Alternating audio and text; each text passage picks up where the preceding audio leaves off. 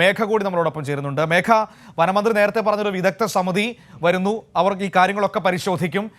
ഏതായാലും പോസ്റ്റ്മോർട്ടം നടപടികൾക്ക് വേണ്ടി വിദഗ്ധ ഡോക്ടർമാരുടെ സംഘം ബന്ദിപ്പൂരിലുണ്ട്.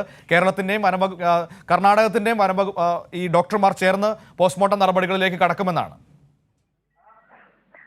മനു, അതായത് ഇന്നലെ ഒരു ദിവസം മുഴുവൻ ആളുകളെയും പരിഭ്രാന്തിയിലാക്കിയ ആനയെ സംബന്ധിച്ച് വേദനാജനകമായ ഒരു കാര്യം പറയാനുണ്ട് എന്ന് പറഞ്ഞാണ് ആന ചരിഞ്ഞ കാര്യം മന്ത്രി മാധ്യമങ്ങളോട് വ്യക്തമാക്കിയത്.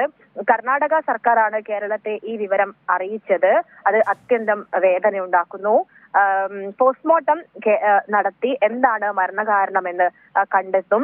കർണാടകവും കേരളവും സംയുക്തമായാണ് പോസ്റ്റ്മോർട്ടം നടത്തുക.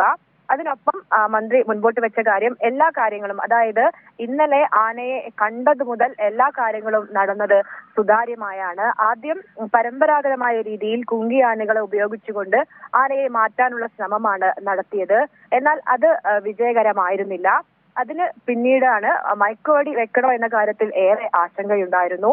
പക്ഷേ സ്ഥിതിഗതികൾ മനസ്സിലാക്കി കൃത്യമായി തന്നെ ആ തീരുമാനം എടുക്കുകയും ചെയ്തു. ആദ്യ മയക്കുവെടി വെച്ചപ്പോൾ ആനയ്ക്ക് ഒരു മാറ്റവും ഉണ്ടായിരുന്നില്ല. അതുകൊണ്ടാണ് രണ്ടാമതും മയക്കുവെടി വെക്കാനുള്ള തീരുമാനം മയക്കുവെടി വെച്ചത്. ഡോസ് സംബന്ധിച്ച കാര്യങ്ങളൊക്കെ തന്നെയും പോസ്റ്റ്മോർട്ടത്തിൽ മാത്രമേ വ്യക്തമാവുകയുള്ളൂ. കൃത്യമായി തന്നെ മാധ്യമങ്ങൾക്ക് എല്ലാ കാര്യങ്ങളും അവിടെ നിന്ന് കാണാൻ കഴിഞ്ഞിട്ടുണ്ട്. എല്ലാം സുതാര്യമായാണ് നടന്നത്. പക്ഷേ മരണകാരണം എന്താണ് എന്നുമായി ബന്ധപ്പെട്ട് ഇപ്പോൾ വ്യക്തതയില്ല. കാര്യങ്ങൾ വ്യക്തമാകാതെ പറയാൻ സാധിക്കുകയുമില്ല.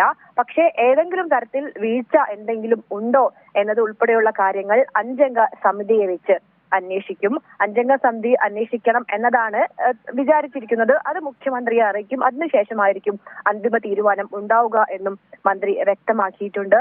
ഈ 5 അംഗ സമിതിയിൽ വിദഗ്ധരെ ഉൾക്കൊള്ളിച്ച് ഇന്റലിജൻസ് വിഭാഗം, അങ്ങനെ വെറ്റിനറി ഡോക്ടർമാരുടെ ഏറ്റവും മികച്ച ഉദ്യോഗസ്ഥരെ ഉൾക്കൊള്ളിച്ചുകൊണ്ടുള്ള ഒരു 5 അംഗ സമിതി എന്നതാണ് നിലവിൽ ആലോചനയിൽ വന്നിരിക്കുന്നത്.